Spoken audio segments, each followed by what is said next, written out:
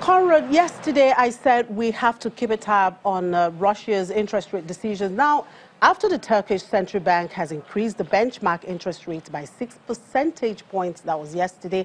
Today, of course, the focus is on Russia. What is the central bank saying?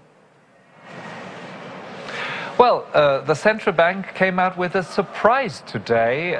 The news agency Bloomberg, before today's rate decision, asked 42 economists what they think, whether or not they think that the Bank of Russia, the Bank Rasi, would increase rates or not. Only 2 of those economists said probably the Bank of Russia would increase rates, and it turns out they were right.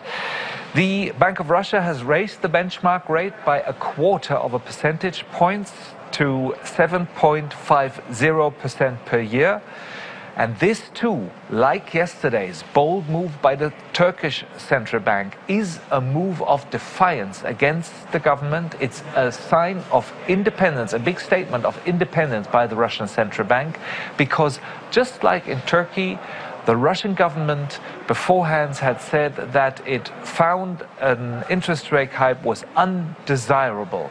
Still, the Bank of Russia focused on inflation, which is expected to be between 5 and 5.5% next year in Russia. And only by 2020, the Bank of Russia expects inflation to go down to around about 4%. That's too high. That's not price stability.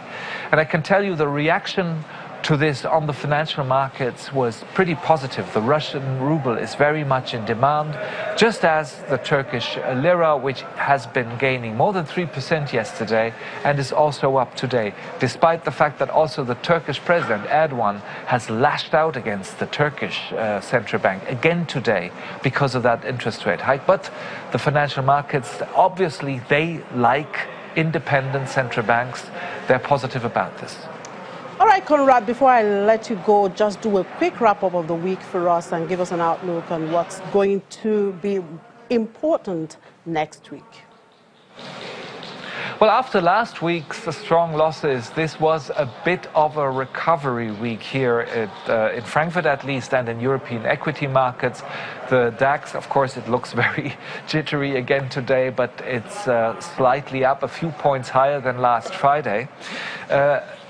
Of course, this has to do with the detention, the relaxation in terms of trade wars with the Americans and the China sitting down again, at least being ready to sit down again and negotiate.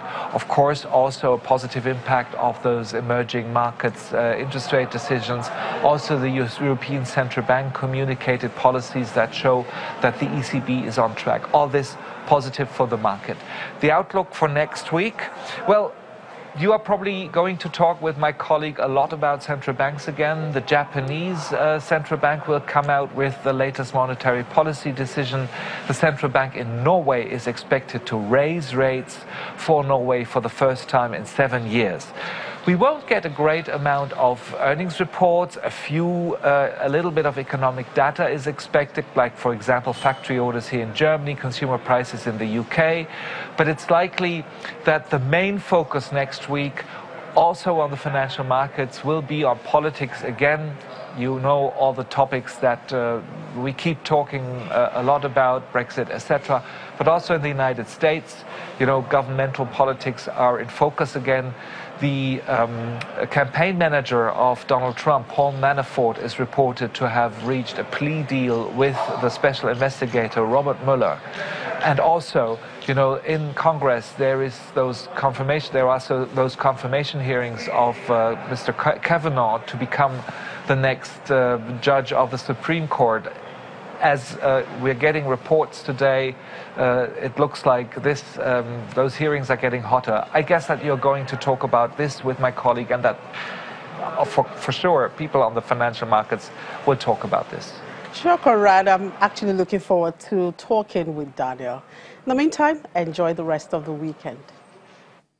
Move over now to the U.S., where stock index futures edged into the green ahead of Friday's open. Now, around 5:45 a.m. Eastern Time, Dow futures rose 40 points, indicating a positive open of 40.01 points.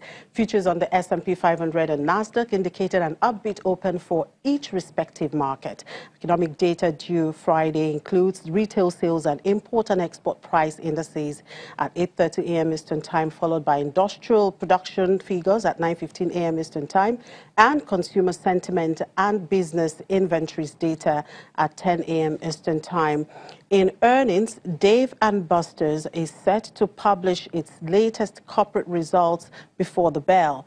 On the central banking front, Chicago Fed President Charles Evans is set to make an appearance at the Northeast Indiana Regional Economic Forum in Fort Wayne. This comes a day after a slew of central banking decisions overseas and the release of the latest consumer price index figures, which came in below market expectations.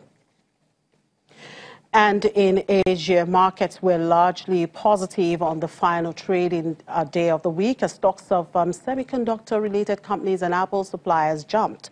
The Nikkei 225 closed 1.2% higher at 23,094.67, with the shipping sector surging by 2.31%. South Korea's Kospi also ended the trading week higher by 1.4% at 2,318.25. In Australia, the ASX 200 climbed 0.6% to close at 6,165.3, with its major banks seeing gains. In Greater China markets, the Hang Seng Index extended its gains from yesterday to close higher by 0.97% at 27,277.16. Now, over on the mainland, however, markets backed the overall positive trend. The Shanghai Composite slid by 0.18% to close at 2,681.65, while the Shenzhen Composite ended 0.782% lower at 1,402.51.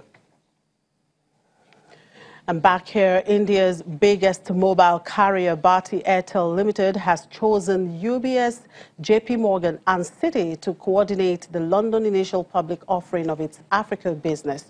In February, Bharti Airtel Limited said the holding company for its Africa's operations was looking at a potential IPO. The appointment of banks for a London listing is a sign the process is progressing.